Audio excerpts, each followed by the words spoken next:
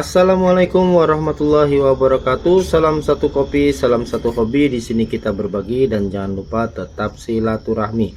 Kali ini kita akan melihat sensor dan aktuator yang ada pada unit diesel pada seri mesin 2KD kawan-kawan. Oke, yang pertama di sini ada dua buah sensor di dalam sini kawan-kawan ya. Letaknya ada di saluran masuk. Di sini ada sensor aliran udara atau mass airflow dan juga ada sensor intake air temperatur kawan-kawan. Untuk sensor mass airflow atau MAF ini berfungsi untuk menghitung jumlah udara yang masuk ke intake manifold kawan-kawan ya, melalui aliran udara. Sedangkan untuk IAT atau intake air temperatur ini berfungsi untuk menyensor temperatur udara yang masuk ke intake manifold kawan-kawan. Nah, untuk sensor yang kedua berikutnya ini adalah engine coolant temperatur kawan-kawan ya, atau biasa juga ada yang menyebut dengan water temperature sensor.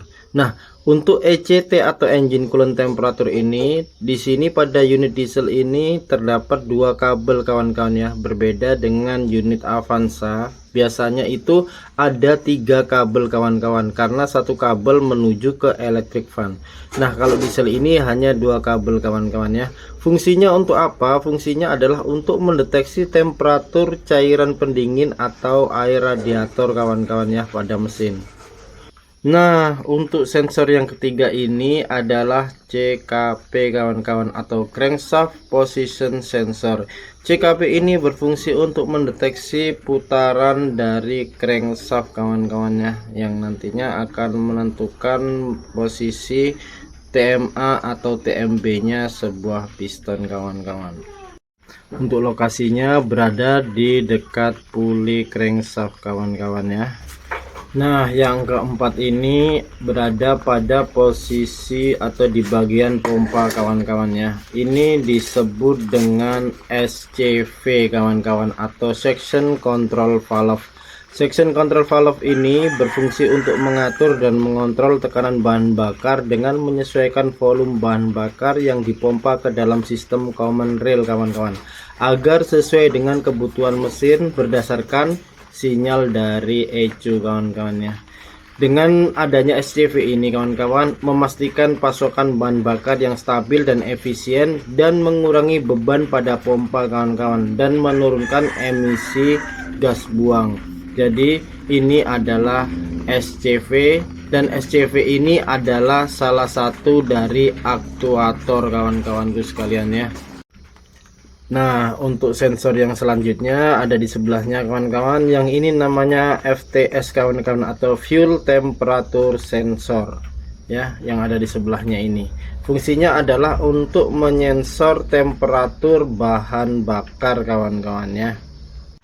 Oke, dan yang selanjutnya ada di bagian rel bahan bakar kawan-kawan ya. Di bagian rel bahan bakar ini di sebelah kiri ini ada yang disebut dengan fuel pressure sensor ya kawan-kawan ya. Jadi di sini adalah sensor untuk mendeteksi tekanan dari bahan bakar kawan-kawan.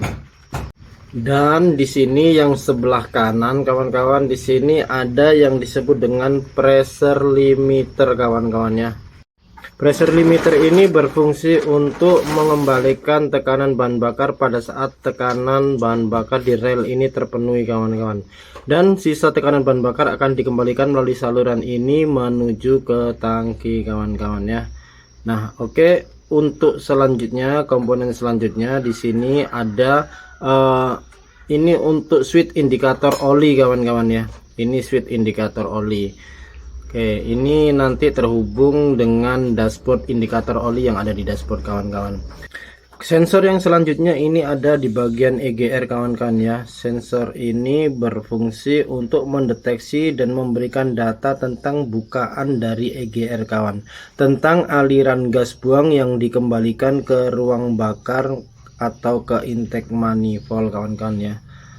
Dan untuk sensor yang selanjutnya ini ada di bagian throttle body kawan-kawan. Ini biasa disebut dengan TPS atau Throttle Position Sensor, berfungsi untuk mendeteksi sudut bukaan katup throttle kawan-kawannya.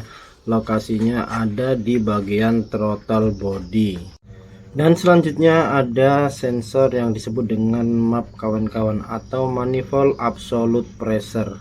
Ini namanya MAP kawan-kawan ya. Fungsinya untuk mendeteksi tekanan pada intake manifold yang nantinya akan menentukan jumlah udara dan bahan bakar yang dibutuhkan kawan-kawannya. Jadi MAP ini mendeteksi jumlah udara yang berada di intake manifold pada mesin ini kawan-kawan. Komponen yang selanjutnya ini adalah sensor CMP kawan-kawannya. CMP ini berfungsi untuk mendeteksi posisi camshaft kawan-kawannya pada mesin ini. Nah, komponen yang satu ini adalah salah satu aktuator kawan-kawan, biasa disebut dengan rotary throttle motor kawan-kawannya, atau motor elektrik pada throttle body. Komponen ini berfungsi untuk menggerakkan throttle kawan-kawan yang berada di dalam throttle body.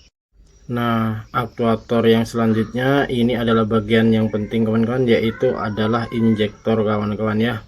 Injektor ini berfungsi untuk mengebutkan bahan bakar dan menyemprotkannya ke dalam ruang bakar kawan-kawan ya, sehingga terjadi pembakaran. Jadi demikian sensor dan aktuator yang ada pada mesin diesel 2KD kawan-kawan. Semoga bermanfaat. Wassalamualaikum warahmatullahi wabarakatuh.